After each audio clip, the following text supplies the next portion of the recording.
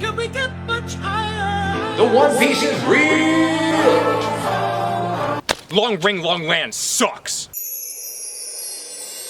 Hello everyone, and welcome to my review for each arc in One Piece. We finally arrived at the iconic, fan favorite Water 7 Saga. Long Ring Long Land is notorious for being one of the worst parts of the One Piece story, solely thanks to the anime adaptation. So bad, many people, myself included, thought it was filler, while the actual filler arc, G8, was so good, we thought it was canon. Today, we're gonna see if this arc is just as bad as everybody says it is. Spoiler alert,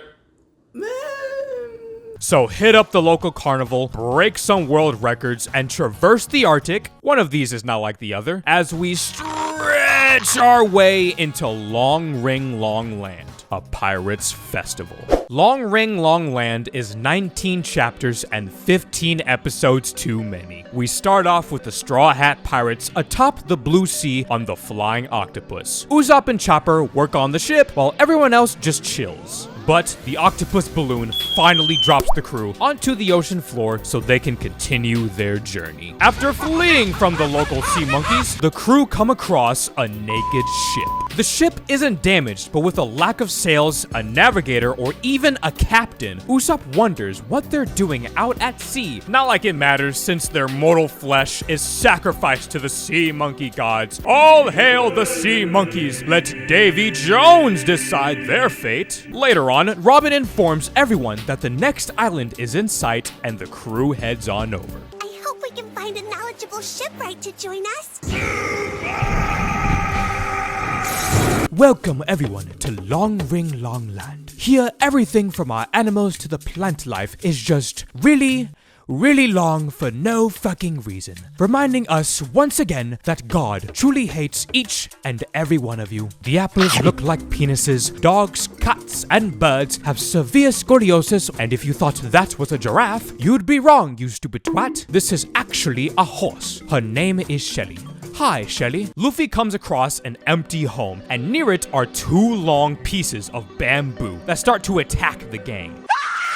Luffy breaks it to reveal an old man who is at the very top of the wooden stilts. This right here is Tonjit, a kooky stilt enthusiast who's been trying to break the Guinness World Record for the longest stilts. He only meant to be up high for a few days, but it turned into 10 years, and everyone in the village left to migrate to another part of the island and left Shelly alone by herself, searching for her owner. Tonjit and Shelly finally reunite, and they have a good time riding along together after 10 years. For once, can we have a peaceful arc? The one behind the attack was none other than the cunning, fit, fat, split-head Silver Fox Foxy of the Foxy Pirates, who came to take Shelly hostage. Both of you step aside. Are you crazy? hey yo, Tonjit, calm down, man. Trust me, it ain't worth it. Foxy challenges Luffy to a Davy back fight, a 3-game sports match between pirate crews. The winner of each game can take one crew member from the losing team, which is what happened to the ship we saw earlier. Once the captains fire into the sky, the games begin. Well, that just sounds like a horrible idea. Why would you bet your entire crew, who you consider family, over some stupid game? That's way too risky. Luffy shouldn't. Welcome one and all to the 921st Davy Back Fight! Introducing the reigning champ with 920 wins and 0 losses, the Foxy Pirates, who will be facing off against the new underdog rookies, the Straw Hat Pirates! This Davy Back will consist of 3 games. Our first game, the Donut Race. First team to lap around the island wins. Representing the Foxy team is Portia and Caputi. Over on the Straw Hats team, we have The entire Straw Hat crew! Wait a minute, but the manga says it's just supposed to be Nami, Usopp, and Robin. Why is the announcer saying the entire Straw Hat crew? It's gotta be some kind of mistranslation or something, right? And they're off. Of course, the Foxy Pirates waste no time cheating, placing explosive barrels all over the place.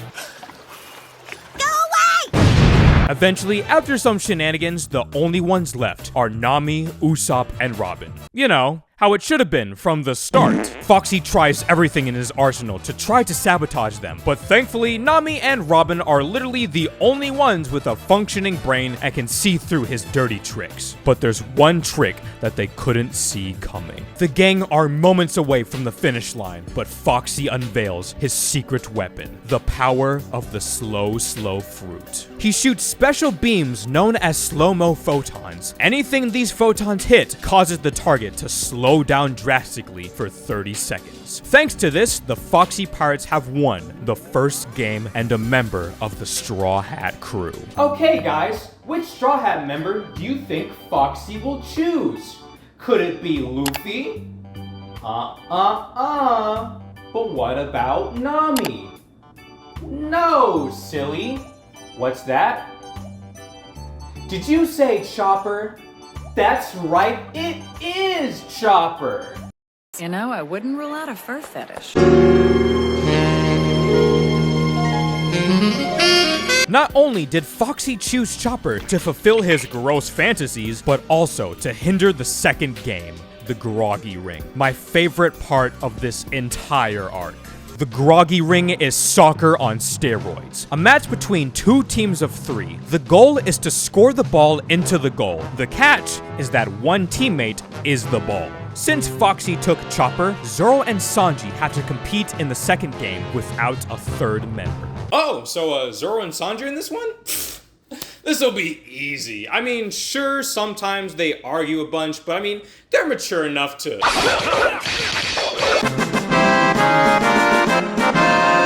They must face off against the Groggy monsters, who've never lost in the Groggy Ring once. Despite Zoro and Sanji being incredible powerhouses on their own, their inability to work together becomes their biggest downfall, almost losing time and time again by the skin of their teeth. One monster burger, please! Sir, this is a Taco Cabana, but would you like to try our limited time only Hache Chile pork tacos? But Sanji and Zoro get their heads out of their asses and decide to work together for 10 seconds.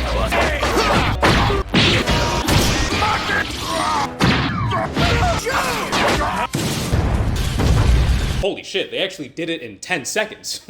Maybe Frieza could learn a thing or two about how time works. With the Straw Hats' first victory, they get to decide who they'll choose next. Okay, guys, who do you think is going to join? It's obviously Chopper. You don't need to.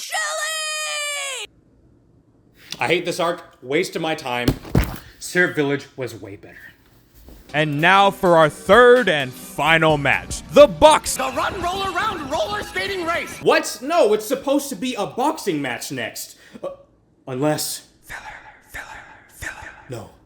No, that can't be right. Our final match, the Roller Derby. 2 teams of 5 take turns racing each other. Whoever goes around the track the most in 5 minutes wins. This time, it's Luffy, Nami, Robin, and Usopp against Foxy's ragtag filler fodder. The Foxy Pirates pull their usual tricks like always, but despite all that, the Straw Hats manage to win in the end and get Chopper back. Not feeling satisfied with the loss, Foxy wants another Davy back fight. Hell no! 3 games, that's it. We got Chopper back, we are done. Arc's over. I'll see you guys next time. God damn it! So yeah, the reason a lot of people just don't like this arc is because the anime made it twice as long. The manga only had 3 games: the Donut Race, Groggy Ring, and Combat Round. But the anime made it longer by adding 3 more games in between: the Roller Derby, Dodgeball, and Red Light, Green Light. If anything, this arc should be like 10 episodes at most. In the game Hit and Deadball, it's basically just dodgeball, but with the unnecessary competitive complexity of a children's card game. You wouldn't expect it to be so thick. Because of all the annoying rules and the Straw Hats' inability to read and write, the Foxy Pirates win. but this time they take Nico Robin. The next waste of our time, game, is red light, green light. Pretty simple. If you've seen Squid Game, you get it. The Straw Hats are inches away from winning, but Zoro was actually a double agent from the beginning and sabotages the game, giving Foxy another win. This time, he takes back the fresh meat. With 2 Straw Hats gone and only 1 game left. Even if the Straw Hats do win the next game, Luffy can only take back 1 crew member. Damn, Chopper or Robin? That's a really hard decision. Honestly, don't know who I would choose if I was in Luffy's situation. Welcome to the final round of the Davy back fight. We've entered the combat round, a simple 1v1 between Luffy and Foxy. To raise the stakes, Luffy and Foxy bet their entire crews. It's winner take all. Both fighters emerge ready to battle, but Luffy decides to get serious and reveals his final form this early into the series. Introducing Afro Luffy!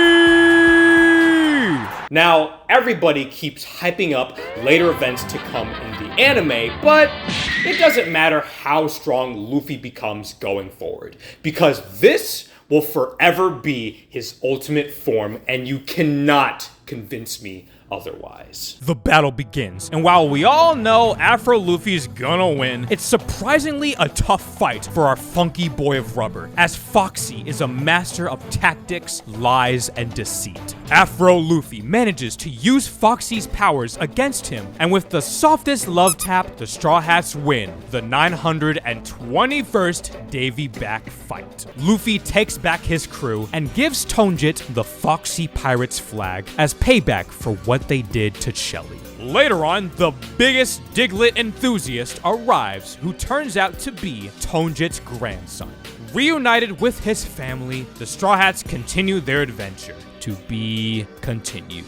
Nope. After dealing with amnesia filler, the Straw Hats walk around a random island and come across a man whose justice is as cold as ice. Introducing Admiral Aokiji, one of the 3 strongest Marines in the world government. Another very sexy lady with super big bazongas. Are you free tonight? Aokiji has been traveling around looking for Nico Robin to see what she's been up to after the Alabasta incident. Before shit hits the fan, and trust me, it will, they come across some lost travelers who've been stuck on the island. Aokiji helps them get to the next island by, you guessed it, showing off his Devil Fruit powers. Aokiji ate the powerful Ice Logia fruit, able to freeze anything he touches instantly, and in a world that's like 85% water, that's really fucking broken. Aokiji decides that he will kill the Straw Hat Pirates before they become a much bigger threat. And clutch!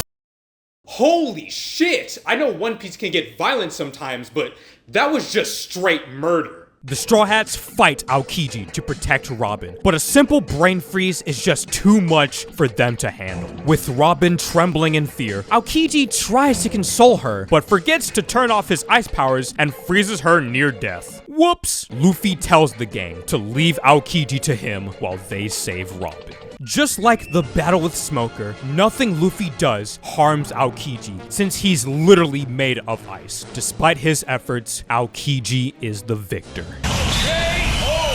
Aokiji spares Luffy's life for defeating Crocodile and saving Smoker. He leaves warning him to abandon Nico Robin while they still have a chance. The Straw Hats barely escape and start to realize just how dangerous the world truly is. To be continued. Water 7 is 35 episodes and 53 chapters. Right off the bat, the Straw Hats are up to some more wacky shenanigans as they follow Yokozuna, the 3-time gold medalist Olympic swimmer doing the front crawl. However, something stops them in the middle of the ocean. A bunch of red lights start flashing to warn them of a loud and angry iron snake fast approaching their direction and puffing smoke. You mean a train? You know, that thing that we always use for traveling around? Are boats just like the only form of transportation in this world? After dodging near death for the 33rd time this month, they meet Granny Kokodo, the station master of the sea train who drinks alcohol more often than you breathe. My name's Luffy, and I'm gonna be king of the pirates. Literally nobody asked, Luffy. I understand it's your passion and all, but chill the fuck out, dude. You're almost as bad as Naruto. The Straw Hats ask if there's a town around as they want to fix the Going Merry. Kokodo tells them to go to Water 7, which has some of the best shipwrights in the world. The Straw Hats head to Water 7 with the goal of recruiting a shipwright. Well, I'll get the hottest girl in town guaranteed. What do I care if the shipwright's hot? I want a huge, manly dude. ¿Por qué no los dos? Welcome to Water 7, the capital of water. A paradise island clearly inspired by Venice, the citizens use seahorses known as bulls to travel around town. The people are so friendly that they'll even tell random criminals the proper way to traverse through the island. Luffy, Nami, and Usopp head into Water 7 to exchange the gold they got from Skypiea to use for ship repairs. That's a big bag. Can I ask what's inside?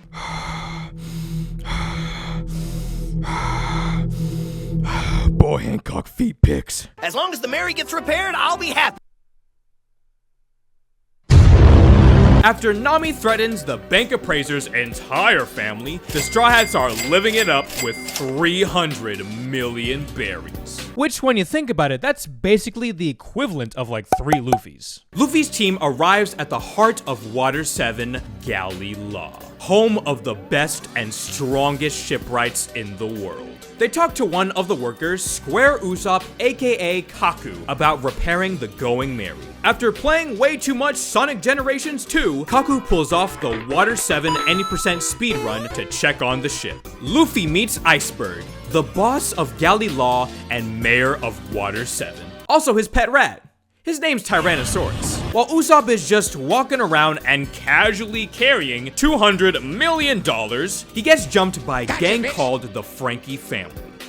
Usopp, I love you, man, but who the hell just casually strolls around with $200 million? Kaku finally comes back with his analysis on the ship, and it's not looking good for the Straw Hats. Because the keel is badly damaged, Kaku says that the Going Merry can't be fixed. Meanwhile, Robin and Chopper are off shopping and notice a lot of people are wearing masks for what seems like an upcoming festival.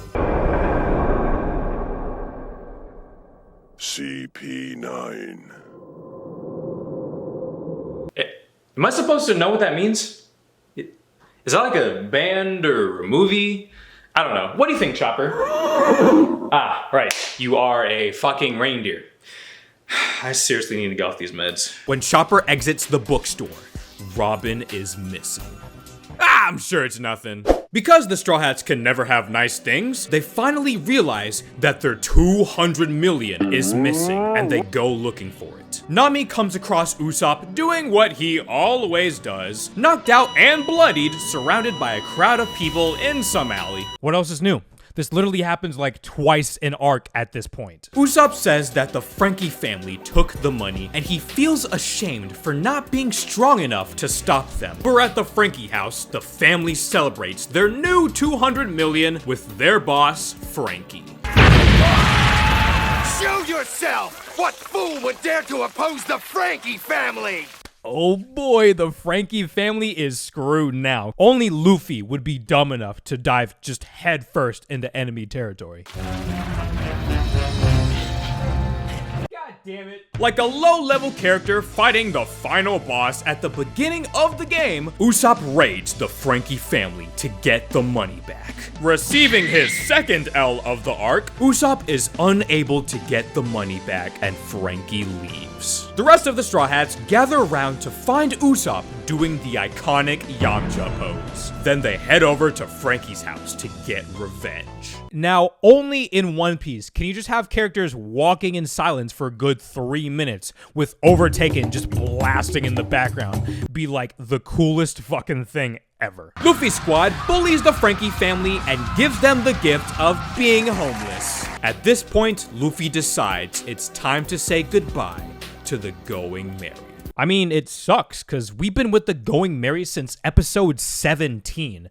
But I mean, it's for the best. Hopefully everybody will understand, but even if they're kind of against it, they're all adult enough to come to a logical conclusion and talk things out as friends without any unnecessary drama, right? Wrong. Back at the ship, Usopp wakes up and Luffy tells him the unfortunate news that the Going Merry can't be fixed and they need a new ship. Ooh, maybe a lion this time. Like playing League of Legends online, Usopp gets hella tilted, mad that they just get rid of the Going Merry and he's unwilling to listen to reason. I can't believe that's the kind of captain you turned out to be! Luffy felt You stay out of there! Hey guys, sorry I've been gone for so long. I ran into this CP9 guy and...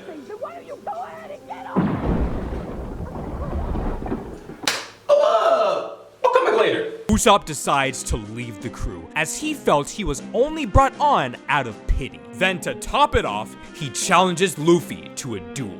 Sadly, no, not with convoluted card games, but with the good old fisticuffs. And whoever wins gets to keep the Going Merry. Night falls and the two prepare to fight. It's very obvious who's going to win, but what really matters is the emotional weight behind the fight. Now, this is a very shocking turn of events, because, I mean, the Straw Hats have had their arguments here and there, but majority of the time it's usually meant for comedy or just small things that really aren't a big deal.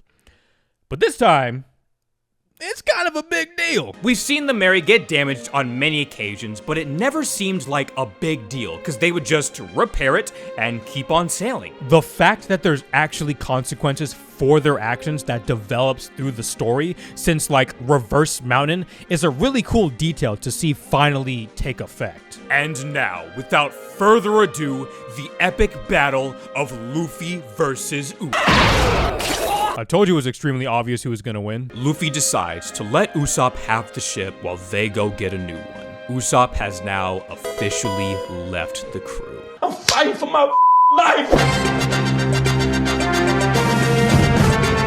Breaking news at Water 7. The iconic ship known as the Titanic just got its revenge as Mr. Iceberg was recently discovered to have just been shot.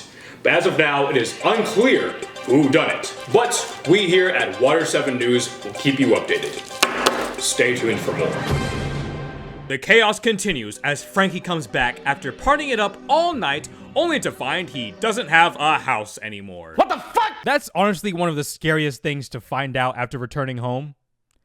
That there is no home. The boys let Frankie know that none other than the Straw Hats were responsible for all of this. And so the king of the underworld goes to pay Straw Hat Luffy a visit. With the news of Iceberg's attempted assassination, Luffy and Nami go to see him along with the rest of the town, assembling the perfect audience for... Look, I really like Frankie, alright? Frankie immediately starts throwing hands by unveiling his devil fruit powers. This is the Spice fruit. He's able to shoot hot flames from his mouth. Oh, right. Duh, there's no spice fruit. Okay, so he must have eaten the chain fruit to like make his body shoot out chains, right? Because I mean, you can't be able to do all that kind of stuff without some sort of devil fruit power. I'm just a normal guy with some extra parts. A cyborg, you might say. The cyborg fruit?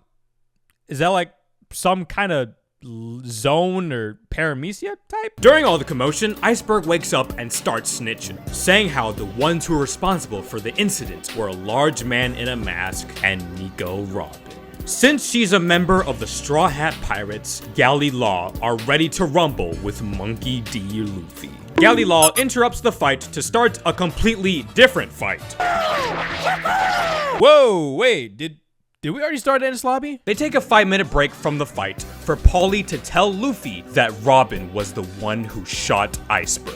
The news quickly gets out, turning the Straw Hat Pirates into enemies of Water 7. Luffy and Nami leave the scene to try and figure things out. Over at Blue Nose Bar... I'm gonna ignore that. Frankie arrives at the bar to get some cola, as that's the secret to his cyborg powers. Frankie talks to Granny Kokodo, as they're apparently really good friends. She warns him that the secret government organization known as CP9 might be responsible for the attack on Iceberg. Elsewhere, Sanji and Chopper are on the hunt for Robin. They've looked all over but can't seem to find her. Then Chopper gets a familiar scent and follows it. Lo and behold, they find Robin. They try to talk to her, but she simply tells them that she is responsible for the attack on Iceberg and leaves the crew. A broken ship lost $200 million. You're wanted by the entire city, and now you just lost 2 crew members. Ugh, the Straw Hats are having a rough time this arc. Atop a random building, Chopper informs the gang about what Robin told them. In order to fully figure out this whole mess, the gang plan to talk to Iceberg tonight, as it's likely Robin will kill Iceberg. Breaking news at Water 7. This year's Aqua Laguna is estimated to be one of the worst ones yet. For those unaware, Aqua Laguna is an annual storm that floods the city, causing it to sink to the bottom of the ocean little by little. So please, take the necessary precautions and make sure you and your family stay safe. We'll update you shortly. Later at night, Galley Law is armed to the teeth, all around the palace, ready for the Straw Hats to attack. What the fuck is going on this arc? CP9's operation begins. While one of the members fights off the entire Galley Law Corporation, Robin and the Masked Man head on over to Iceberg's room to finish what they started. With the powers of the Door fruit, this CP9 agent is able to turn anything he touches into a door, allowing him to enter any room undetected. No matter how thick it may be, I simply touch it and it opens for me. He asks Iceberg where the blueprints are for a certain weapon. The ancient weapon Pluton that Crocodile has been looking for back in Alabasta. Iceberg and Robin whip out the nines and have a Mexican standoff. Iceberg knows all about Robin's dark past. She's been on the run from the world government for 2 decades since she was only 8 years old. All because she's the last survivor of the Ohara incident, and the only one who can read the ancient language of the poneglyphs. Shall I give you an autograph? Yes, please! All the members of CP9 gather around Iceberg's room, and what comes next is one of the biggest twists in the series. The members of CP9 were citizens of Water 7, Bluno from the bar, Khalifa the assistant, Kaku and Lucci the shipwrights. These are government assassins of CP9, who've been in hiding for the past 5 years, waiting for this one moment. I can just imagine how much of a crazy reveal this was at the time. Because, I mean, I knew about this going into this arc, but Oda did such a fantastic job of not revealing their identities and just having them be, you know, regular wacky side characters that we'd see in every other arc. Lucci uses his human lie detector to find out where Iceberg hid the blueprints for Pluton. Turns out our super cyborg, Frankie, originally known as Cuddy Flam, Oh my god, his parents must have despised him to give him a name like that. is the one with the documents they need. Just then, the Straw Hats burst into the room to confront CP9. And Polly is also there having a major meltdown right now. Luffy tries to grab Robin, but Bluno stops him and shows off the 6 powers of Cypher Pull. Iron Body. You're a Metapod now. Paper Art. Able to move like paper in the wind. Shave. You're faster than your dad going to get some milk. Moonwalk, able to jump up in the air. Tempest Kick, your legs are basically swords now. And finally, Finger Pistol. You just poke people like really hard. With these 6 techniques, Luffy and Zoro are no match for CP9. They call out to Robin, but she tells them that she won't be coming back to the crew as her final wish to accomplish her goals no matter what. Then Robin heads out. Don't worry guys, she's fine. And Lucci unveils his greatest secret of all. That's right, ladies and gentlemen, Rob Lucci is indeed a furry. the ultimate villain. With the powers of the cat fruit, model a really fucking jacked leopard, he easily yeets Luffy and Zoro out the building. As CP9 leaves, Galactic goes up in flames, and they search for Frankie. Speaking of Frankie, he yoinks Usopp as an attempt to lure the Straw Hat crew. Frankie tries to spread the hocus-pocus pyramid scheme of a Klabautermon, the spirit of the ship that comes alive when its owners are good-hearted people. Is that like some new sort of Digimon, or...? Papa John. Oh boy! Get it! Oh no, it's Pizza Hut! While CP9 kicks Frankie's ass for the blueprints, we get a flashback of his master Tom, the jolly old shipwright who saved Water 7 with manly gusto. 22 years ago, small Frankie used to build crazy battleships. He lived together with Iceberg, Yokozuna, Kokoro, who used to be a 2 out of 10, and Tom, the greatest shipwright who once built Gold Roger's ship.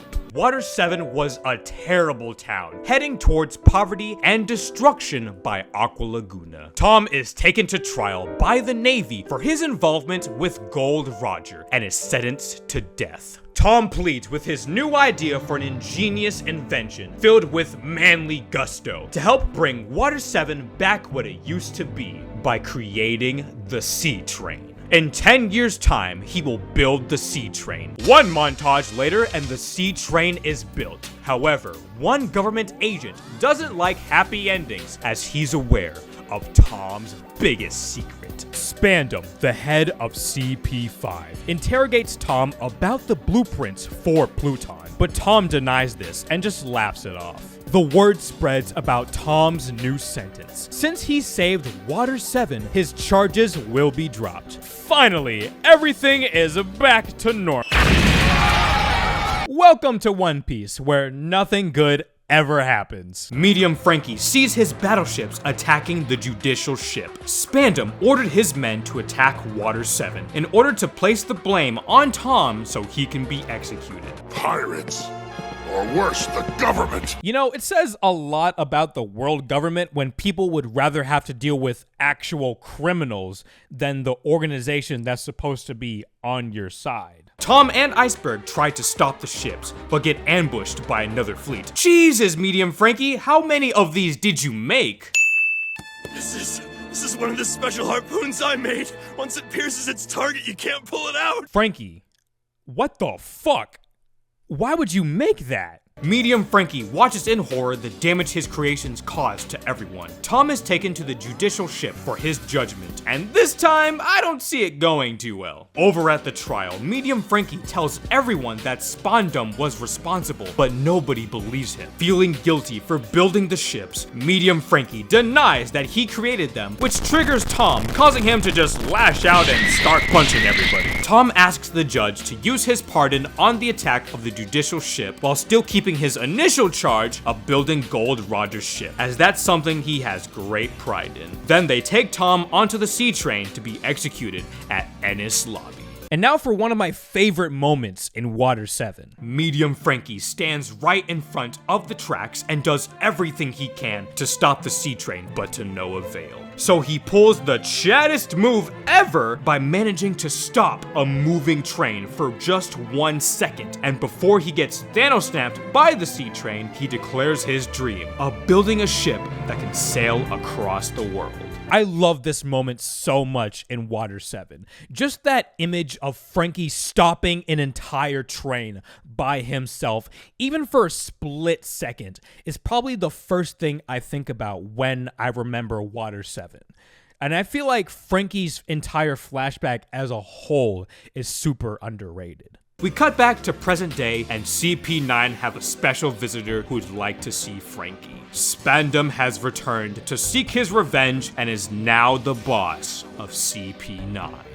Kaku adds even more trauma to Usopp by letting the Mary fall to the bottom of the ocean. Then they take them onto the Sea Train to Enies Lobby. Over at the Sea Train port, all the Navy and Cypherpole agents gather around, and waiting in the shadows is our shining Prince Sanji, on a mission to rescue his dark princess. Meanwhile, Chopper manages to save Iceberg and Polly from the burning building.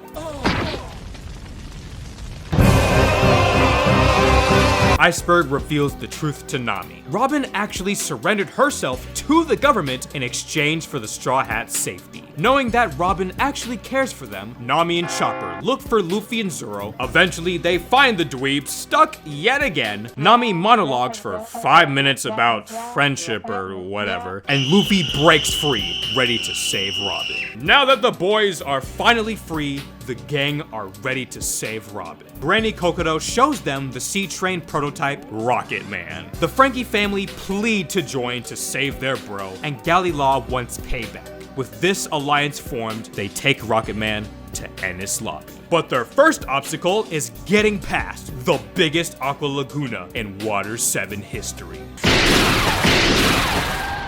Not even making a dent.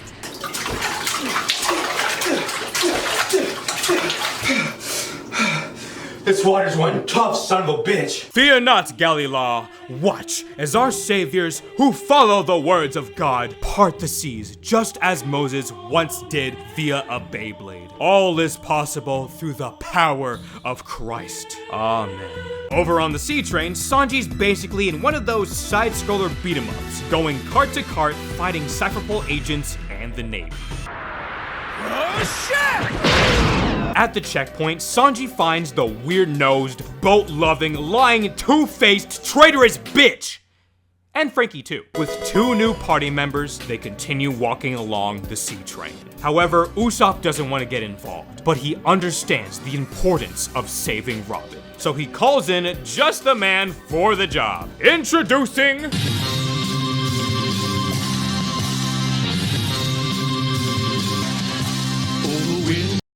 With their new companion, they continue along the Sea Train.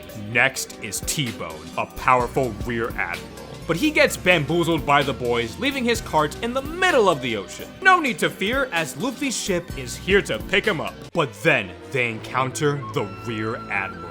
It's now Zoro versus T-Bone. This is Zoro's toughest challenge yet. Truly a fight to remember. Already forgot. What were we doing? Oh, right. Sanji's team. In the next cart is the dangerous martial arts noodle chef, Wanzi. Yeah, we're not dealing with that. Sanji and Frankie are now face to face with CP9. Meanwhile, the invincible Sniper King sneaks over to Robin's cart and tries to get her to escape.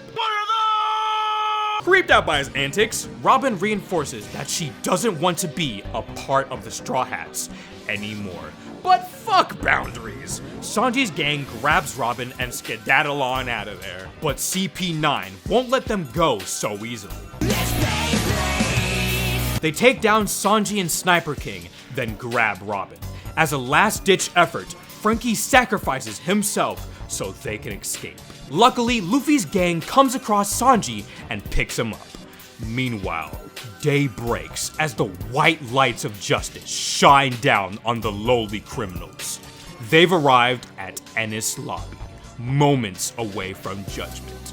To be continued. Enies Lobby, one of the most important stories in One Piece. Many fans consider this to be the pinnacle of the series. It has a ton of action, tear-jerking moments, just an all-star cast of heroes and villains, along with great writing. It does so much right. But did you know that Enies Lobby actually almost canceled One Piece? No. Wait. Because of weird animation errors, horrible pacing, where episodes literally would not start till like 8 to 9 minutes in, and filler mixed into climactic moments. Many fans were upset with the anime when Enies Lobby was airing in Japan. It was so bad that the anime moved from its golden time slot of 7 to 10 p.m. to its current time slot of Sunday mornings at 9:30 a.m. So that way the anime wouldn't suffer being canceled. Given that information, is Enies Lobby actually just a really bad arc?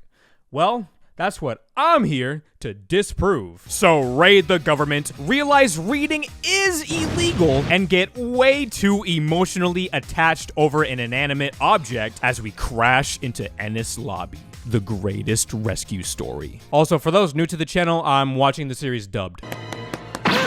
Enies Lobby is 41 episodes and 56 chapters. Continuing from where we left off at Water 7, the Straw Hats have finally made it to Enies Lobby to save Robin. Sanji informs them of Robin's dark past and how the world government is using her childhood trauma to manipulate and endanger the people she cares about. None of that matters! It's not her fault!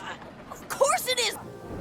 Hey Luffy, this has been really hard for me to talk about, but you're a really good friend that I can trust. So, 2 decades ago, the world government killed everyone I loved and destroyed everything I cared about. And now they're trying to do the same to you guys, unless I... Damn, that's crazy. We tried just like getting over it. Despite the danger, the Straw Hats always have time for drip and prepare for battle. While they come up with a strategic game plan to save Robin with as little casualties and unnecessary violence as possible, Luffy is out for blood, ignoring his friends and just starts wrecking the place. Hey, there's just this random teenager running headfirst into a private government island. Oh, it's Monkey D. Luffy? Okay, cool. So, I quit. While Luffy continues to traumatize an entire army for 5 episodes straight, CP9 gather at the Tower of Law with Frankie and Robin as hostages. We meet the final 3 members of Cypher Pole number 9. Fukuro, Kumadori, and Jabra. So your power levels are... power level 4,000! 4,000?! Over 4,000? That's... okay. Also, what is with this DBZ power levels bullshit? Please tell me this won't be relevant ever again. As thanks for their hard work, Spandam gives Caulifla and Kaku random devil fruits to make them stronger. And oh boy, are these powers definitely random. After getting the Kill 10K Marines achievement, Luffy makes it closer to the Tower of Law. However, the door of inevitable ass-beating opens as Bluno arrives to stop Luffy. This time around, Luffy is able to keep up with Bluno and even deals major damage to him. How long do you plan to keep fighting?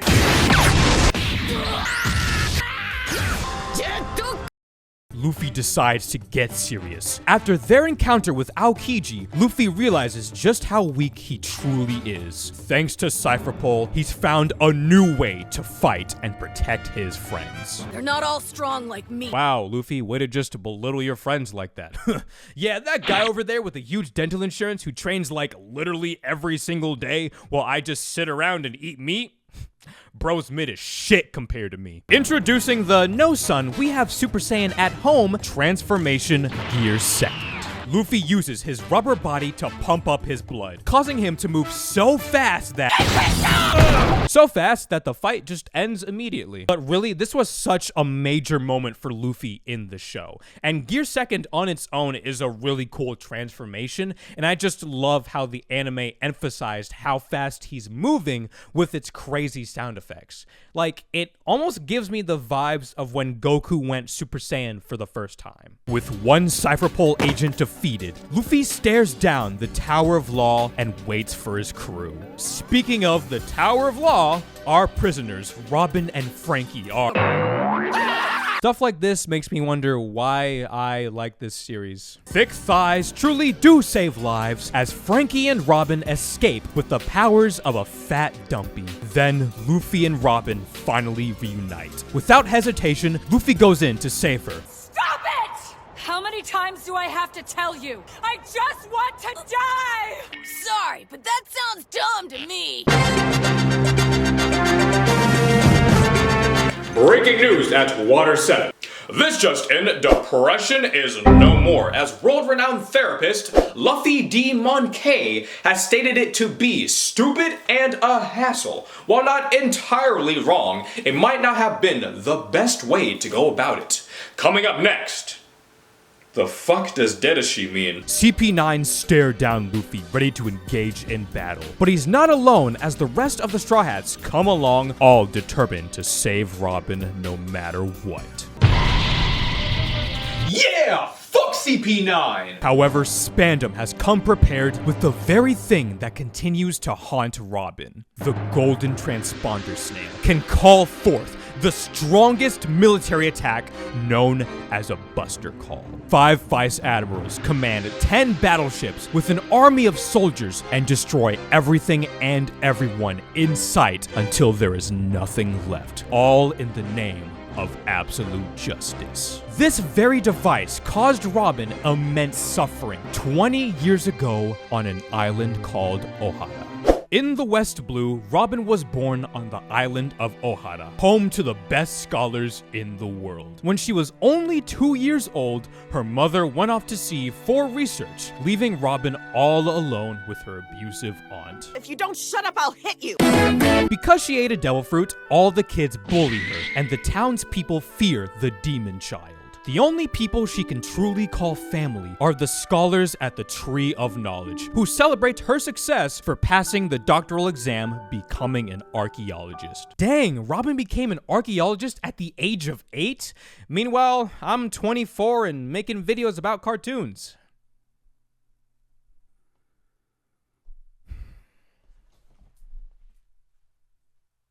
Robin shares her interest in learning about the Void Century, 100 years of history that was mysteriously taken off the record. Clover forbids Robin from learning about the Void Century, as it's illegal and anyone trying to find out the information will become a criminal, condemned to death. The next day, Robin is chilling at the beach and comes across a giant who washed up to shore. This is Jagger D. Saul, a jolly old giant with the second best laugh in the franchise. Do I even need to say who number 1 is? Saul goes around building a ship to leave the island, while hanging out with the weird orphan girl, and they laugh a hearty delishi like there's no tomorrow.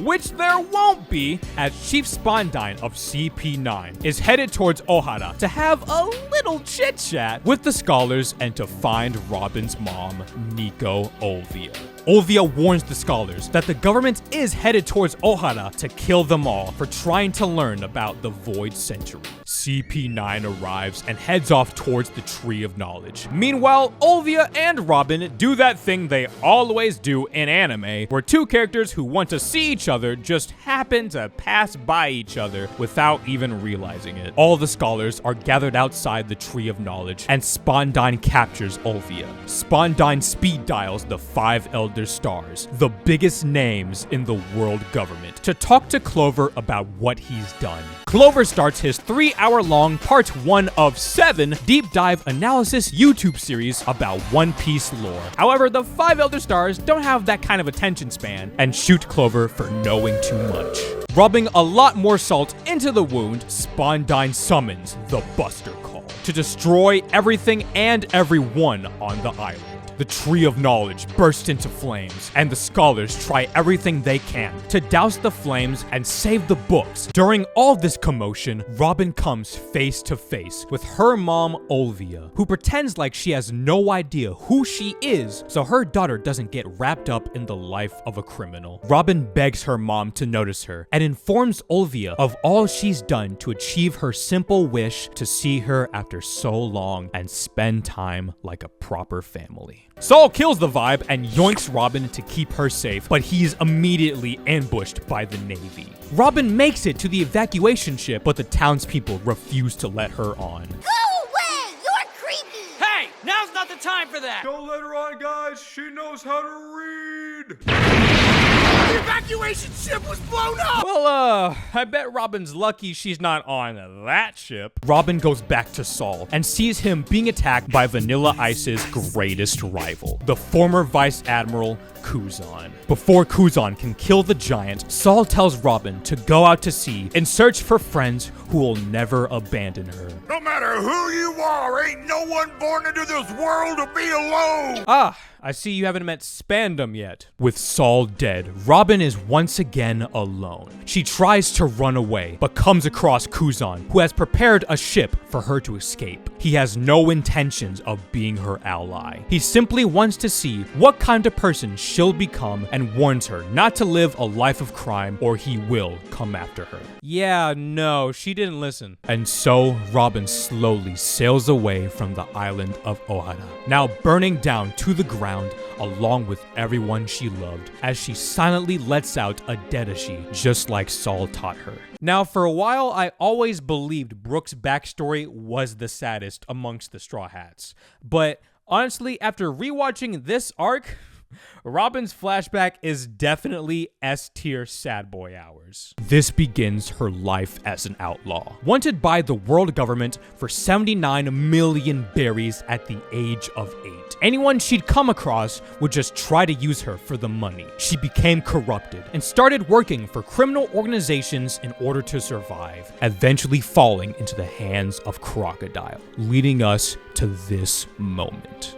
Robin reinforces her unwillingness to join the Straw Hats due to her fear of being used and abandoned again and the people she cares about being hurt given her dark past. Now knowing the depths of Robin's darkness, Luffy orders Sniper King to shoot down the flag of the world government. With this, the Straw Hats are prepared to crawl through hell in order to save their friend. Would you be willing to fight the entire world in order to save your friend? Cause I sure shit wouldn't. Tell me you wanna live! I just want to die! Robin finally admits her true feelings, begging the Straw Hats to save her. The battle between CP9 and the Straw Hats begins. As in extra fuck you, our super cyborg Frankie randomly pulls out the blueprints to Pluton and then burns them. Granny Kokodo uses Rocket Man to slam the Straw Hats along with Frankie right into the Tower of Law. Fukudo stops by to give the Straw Hats unnecessary exposition. In order to save Robin, they need the right key to unlock her cuffs, and each member of CP9 has one of the keys. So it's a race to beat CP9 for the right key before Robin is taken through the gates of justice. Luffy guns straight for Lucci, and the other Straw Hats head off to their battles. First is Nami versus Kumadori. Nope. Zontan, get the fuck out of here. Nami manages to escape and runs into Chopper, saying how she got one of the keys. Over on Zoro's end, he comes across Kaku, the conveniently greatest swordsman of Cypherpole, who just so happens to be a master of 4-sword style. The other two being his legs, if you couldn't tell. 3 swords, 4 swords. You fools know absolutely nothing about what it means to be a true swordsman. Behold, this is what true power looks like.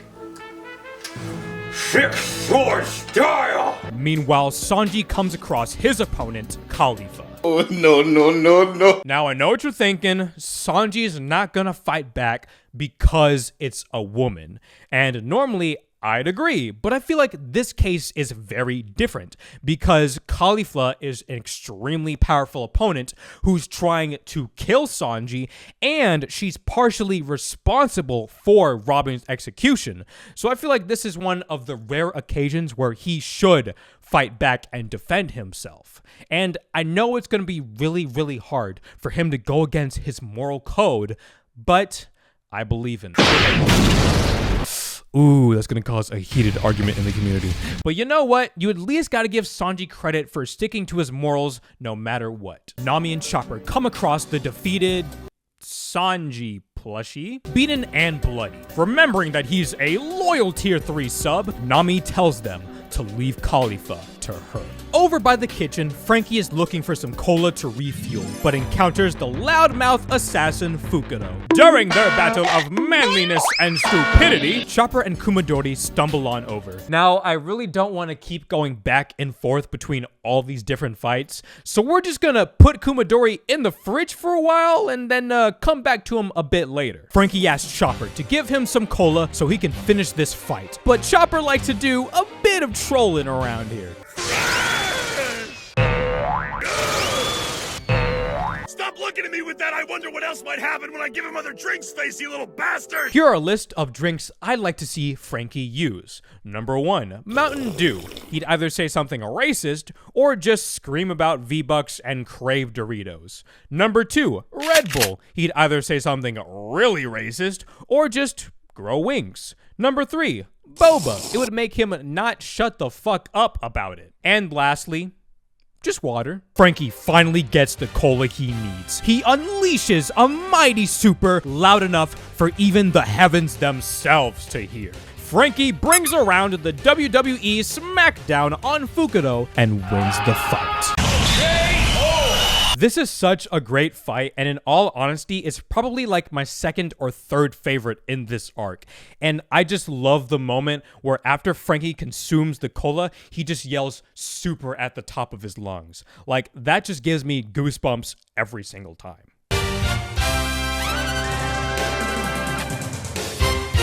Kumadori comes out of the refrigerator feeling refreshed and ready to kill. Kumadori is strong, the strongest opponent Chopper has faced. Yet our raccoon dog is able to hold his own and deal major damage to Kumadori. However, this Kabuki warrior manages to be more than Chopper can handle. Ignoring the dare campaigns, Chopper overdoses on the Rumble Balls and unleashes his hidden transformation, Monster Point. A powerful beast, incapable of recognizing friend from foe.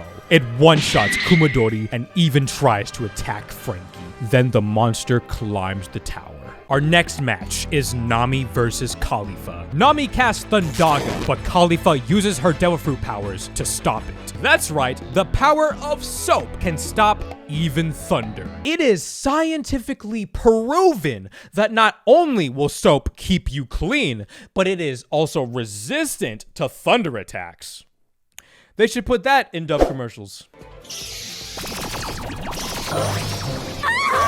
Now, if you thought Oda was down bad when he drew this, at least he wasn't nearly as horny as the creator of Dr. Stone, Boichi, who drew a way more suggestive version of this fight. Khalifa ate the bubble fruit. Dear Lord, Oda's running out of ideas. Basically a stronger version of Alvida's fruit. She makes her opponents so smooth and clean that they physically become weaker, making Nami unable to use the climb attack properly. Things look dire for Nami, but Monster Chopper stops by to share his beauty tips by throwing an entire bathtub onto the stinky Sanji. Although Nami realizes that the water is the key to getting her strength back, she plays God by creating a rain cloud, reverting her back to normal.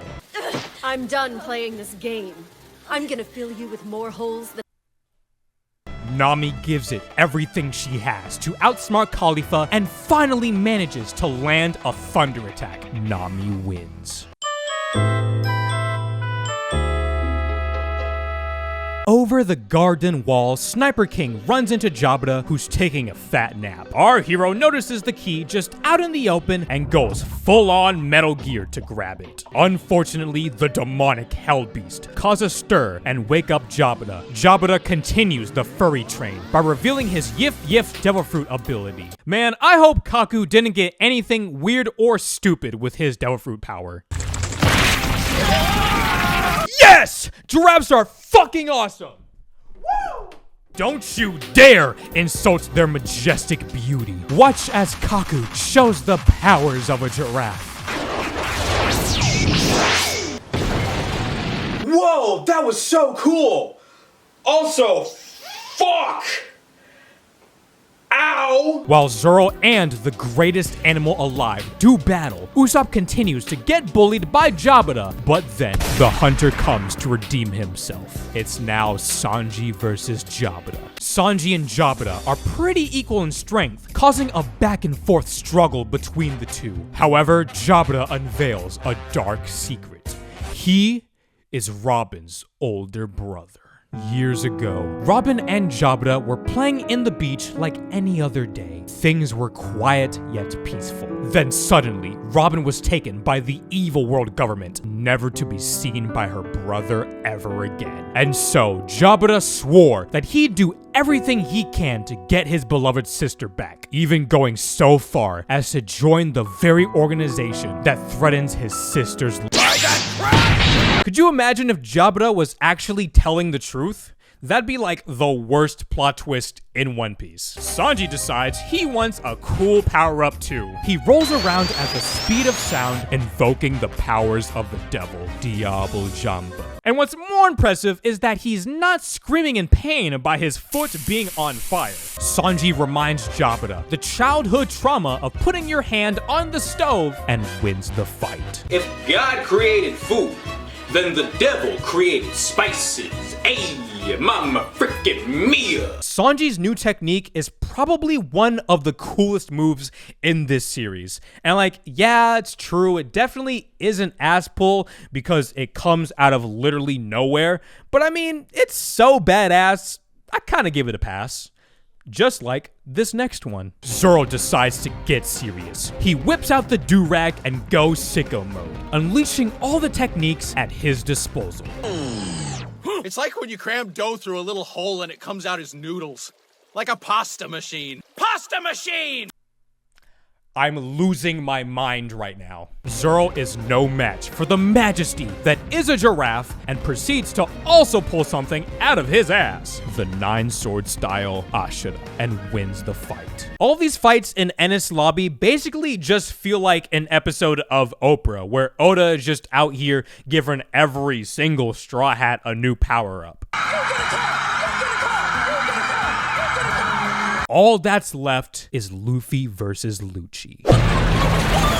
And we are off to a terrible start. Luffy runs into Chimney, who tells him of a secret passageway that'll get them to Robin real quick. Speaking of Robin, her and Spandam are having an argument like they're in the middle of getting a divorce, and Spandam accidentally invokes the Buster Call. However, a giant door stands in their way. Luffy's strong, but this might be just a bit much for him. Good thing he's got another trick up his sleeve and manages to smash the door, although this new power comes with a small setback. Don't mind if I do. Luffy eventually catches up and runs into Rob Lucci, the final obstacle to save Robin. This is truly Luffy's toughest battle yet. Starting off equally matched, but Lucci quickly takes the advantage, even with Luffy's gear second. Luffy versus Lucci is probably one of the best fights in the series. I mean, we've seen our rubber boy in dire situations before, but he's never struggled this hard. Despite One Piece nowadays having insane high quality animation for a lot of its fights, this one still holds up pretty well to this day. Only thing that kind of sucks is the fact that this fight spans across 16 episodes.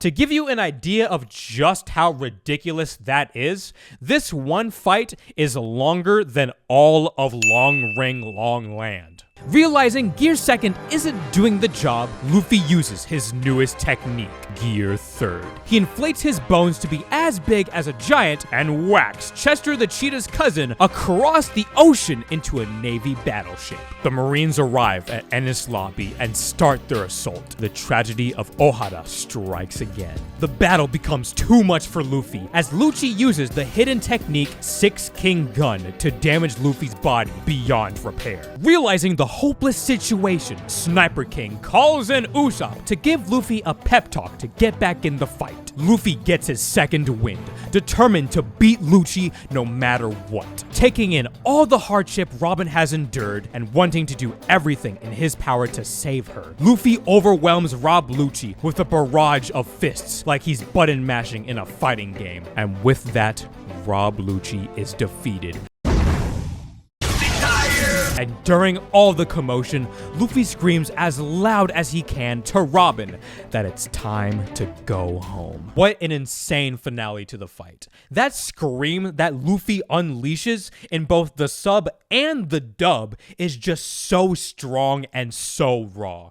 Mayumi Takanaka and Colin Clinkenbeard are just phenomenal voice actors. They might have defeated CP9, but the last thing to stand in their way is the Buster Call. The Straw Hats are overwhelmed by the sheer numbers of the Marines. One of them even destroys Zoro's Yubashiri. Usopp starts to hear strange dolphin noises that get louder and louder, so loud that even the crew can hear them. The voices become clear enough that it asks for one simple favor. Jump in the sea! Jump! It'll be okay! Well, looks like Usopp is trying to form a suicide pact. The Straw Hats take Usopp's word for it and jump into the sea, and awaiting them is their scheduled Uber ride, the Going Merry. The gang run from the Marines while fending off their attacks as they head on back to Water 7. The crew eventually encounter Iceberg, who set out to sea in search for them. But then the inevitable happens. The Going Merry stops in its tracks and breaks in half. Iceberg tells them that the Klabautermon spirit asked him to rebuild her so she can sail with the Straw Hats one last time before it all ends. Realizing it's finally time to say goodbye, the Straw Hats hold a funeral for the Merry as Luffy burns the ship. The Straw Hats watch and recount the golden days aboard the ship. Then we just go into complete Toy Story shenanigans as the ship talks to the crew and apologizes for not being able to survive to the end. Half the crew breaks down into tears as Luffy apologizes for being so reckless to her and thanks her for everything she's done for them in the past 300 episodes. The Going Merry is no more. To be continued. Post Enies Lobby is 10 episodes and 11 chapters. So there's actually 13 episodes, but it's really obvious to tell which ones are filler when you have titles like Mothers Are Strong, Zoro's Hectic Household Chores, Sanji's Shock, Mysterious Old Man and His Super Yummy Cooking, or my personal fave, Nami's in Danger, The Great Tax Evasion Equation. They return to Water 7, where the citizens rebuild the island after the damage caused by Aqua Laguna. Zoro starts his sad boy hour since he can't put a sword in his mouth. Usopp is chilling with the giants, aka his only friends, and Nami's depression finally hits after 300 episodes. Frankie barges in style to tell the bedtime story of a special jewel tree known as Adam. The whole reason he stole the 200 million from the gang was to buy the wood in order to build his ship of dreams, which he plans to give to the Straw Hats, just like Tom did for Roger. That's cool and all, Frankie, but I mean, you stole 200 million, you beat Usopp to a bloody pulp, and in a way you started all that drama regarding the ship.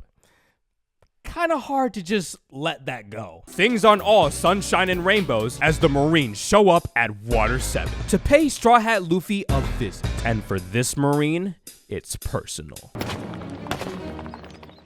All right, you two, wait here. Yes, sir.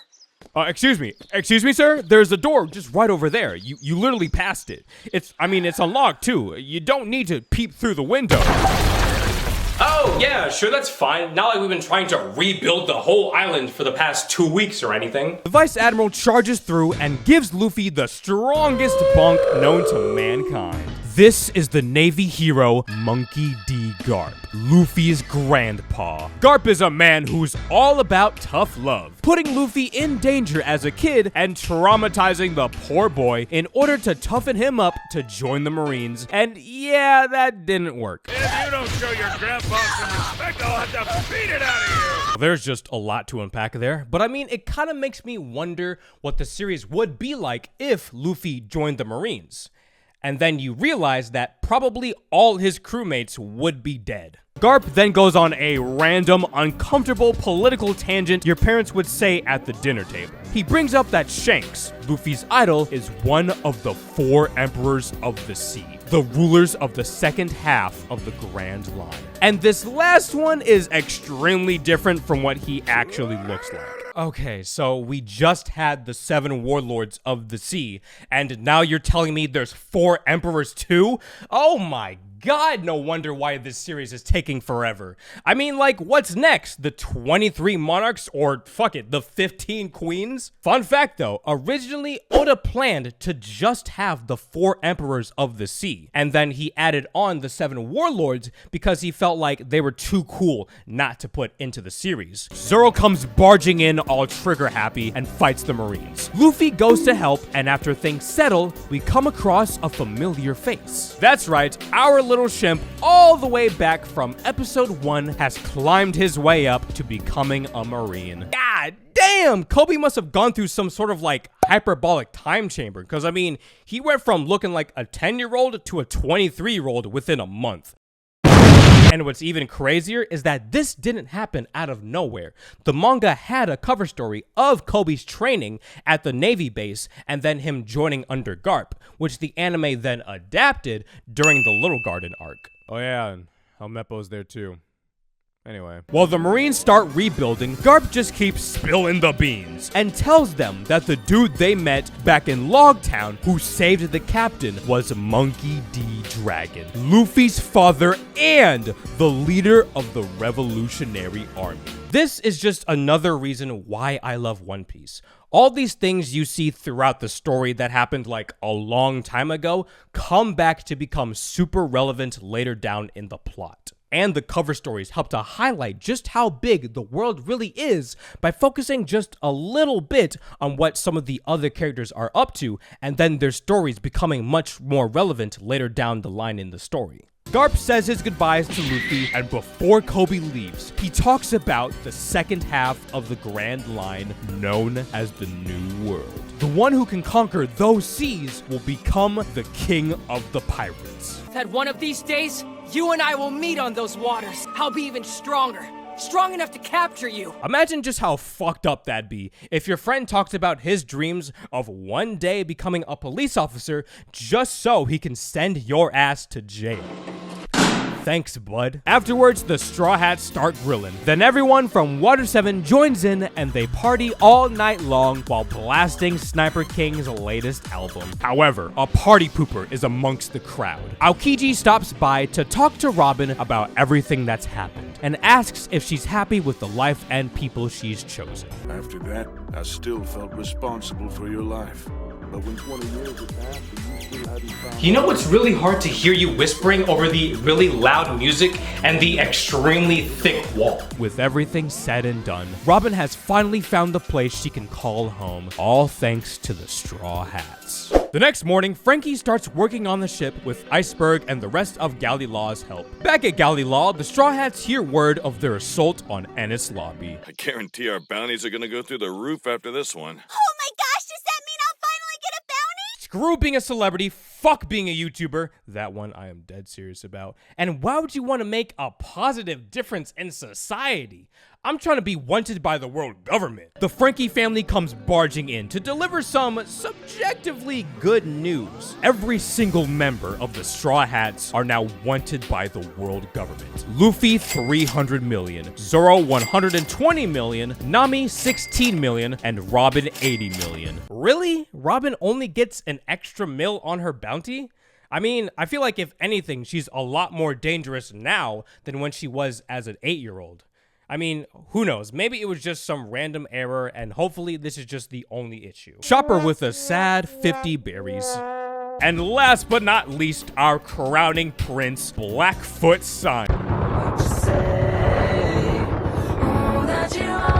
Worst of all, Cyborg Frankie is now wanted by the world government for 44 million berries. With this news, the Frankie family begged the Straw Hats to take their big bro with them to sea. Around the world, the news flies about what the Straw Hats have done. We get to see the families of the crew celebrating their success. Smoker and Tashigi swear they'll capture the Straw Hats in the New World. The chefs at Baratier just laugh their asses off. All the towns of our beloved Straw Hats are just happy to see them doing well, from Kokoyashi Village all the way to Alabasta. Man, I honestly kind of miss these bits in the story. It's really nice to just see how the other characters are doing while the Straw Hats have gone along on their journey and just how far they've come in their day-to-day lives. We entered the Revolutionary Army HQ. Dragon looks at Luffy's bounty, happy with how far he's come since Logtown. That day you and I meet will come soon enough, I'm sure. So that was a fucking lie. The Straw Hats arrive at the shipyard to see Frankie's new invention. Introducing the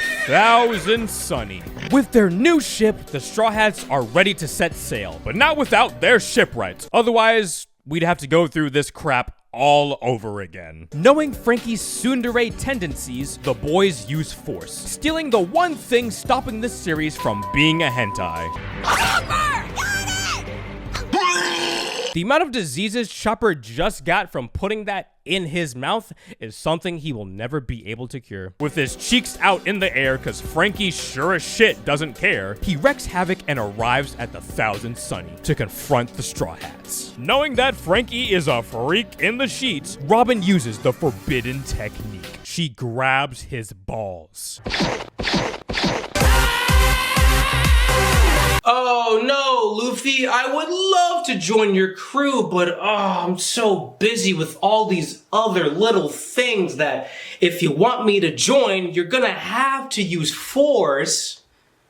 Is Robin around by chance? Also, in the game One Piece Odyssey, Robin uses this move and it does a shit ton of damage to your enemies. But I kind of find it funny how, for some creatures, it just straight up doesn't work, like a banana gator, basically confirming they have no balls. Frankie screams in both pain and pleasure, thinking back to what he said as a kid. His dream to set sail and see his ship of dreams cross around the world. Frankie caves and decides to join the crew. The Straw Hats now have a shipwright. Awesome, we got a new crew member and now we're just ready to set sail. Wait.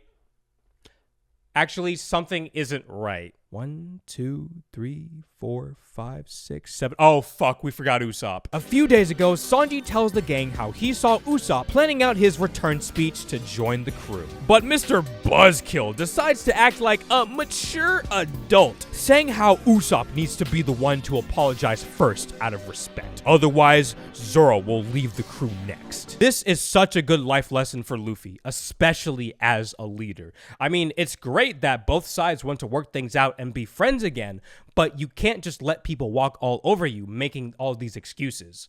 Like, this one speech from Zoro just shows how serious he is about being a pirate and a man. As the crew sail, Garp comes back with some bad news for Luffy. Truth of the matter is, I'm sending you to a watery grave. We all like to show our love in many different ways. For some, it's literally murdering your grandchild and their friends. Garp starts chucking cannonballs at the Straw Hats like it's a game of dodgeball. While the Straw Hats fight them off and sail away, Usopp finally arrives to rejoin the crew. At first, he pulls off his lame excuses, pretending like things were perfectly fine and he wasn't at fault. As the crew sail further and further away, Usopp realizes just how serious the situation is. Afraid that he's about to lose the people he holds dear, he finally apologizes for everything he's done. Crying, sweating, and shitting, he begs the crew to let him back on. Please let me join the crew!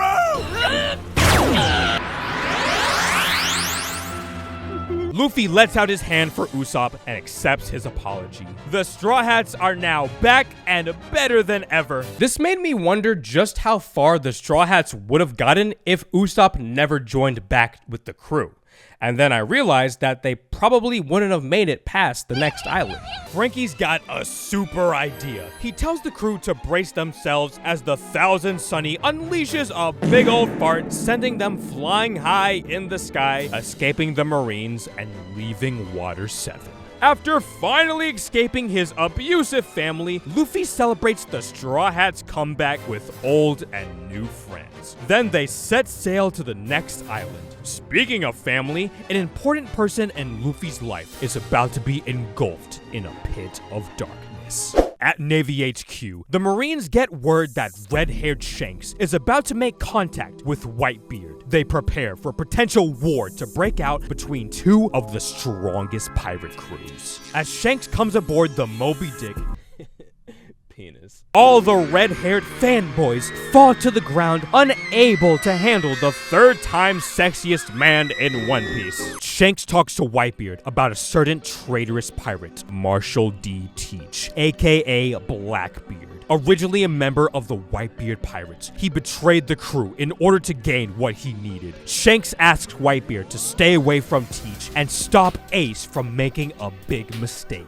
The See Now Newgate can't quite understand what he's saying and just starts fighting. The two clash, causing the clouds to form a butthole in the sky. Now it sounds a lot more badass than how I'm making it sound about right now. Speaking of Blackbeard, 3 days ago on Bonero Island, him and his crew learned the news about the Straw Hats on Enies Lobby. Teach wants to go and collect his bounty to rise up in the pirate ranks. Although Water Girl's boyfriend isn't too happy about that news, Ace finally meets up with Blackbeard, wanting revenge for killing a crew member. First, I'm headed off to Water 7 to kill Straw Hat Luffy as a special gift to the world government. You're out of your mind. I'm not gonna let you kill my little brother. Oh boy, that's gotta be like the worst coincidence of all time. The battle begins. The Blackbeard pirates are no match for Logia Fruit user, although Blackbeard has a devil fruit power of his own, said to be one of the strongest. Blackbeard ate the dark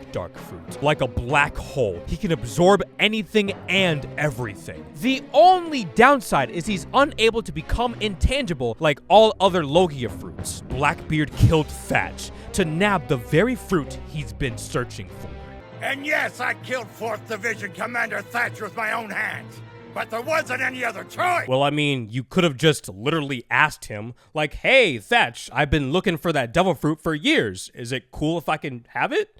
You know, instead of just straight up murdering him right off the gate. With this fruit, Blackbeard is able to nullify Ace's powers, making all fruit users just a normal human, punishing them for being so dependent on their powers. The two cause major destruction across the lands. However, Ace is the one suffering the most. Blackbeard asks one more time for Ace to join the crew. Sticking to his ideals, Ace tries to act like it's Dragon Ball Z and conjures a spirit bomb. They both launch one final attack that shakes the island to its very core. And at the very end of it all, nothing is left besides Ace's hat. The winner is undecided, but one thing's for sure. The outcome of this duel will lead to a great war with a tragic end. To be continued. And that's the end of the post-Enies Lobby arc and the Water 7 saga as a whole. The arc itself is good, but I mean, it's really nothing spectacular, but that's kind of the point. Like I mentioned earlier, it's meant more as a break in between the different arcs. And really the best parts of post-Enies Lobby is the stuff that happens outside of Water 7, like the talk with Shanks and Whitebeard, Ace versus Blackbeard, and yeah, I will say the new bounties is really cool. Well, that's about it. Let me know how you guys feel about the post-Enies Lobby arc and the Water 7 saga as a whole. Thank you guys very much for watching. Like, comment, subscribe, the whole YouTube shebang, and I'll see you in the next video. Bye. Okay, so you're telling me some fat vampire and his Hot Topic employees want to rule the world with an army of zombies allergic to salt? But one perverted talking skeleton stands in their way. With the power of music, he will one day serenade a whale. God, this anime is getting weird. I mean, I should be done by now, right? What do you mean I've only covered 30% of this anime? Oh my god.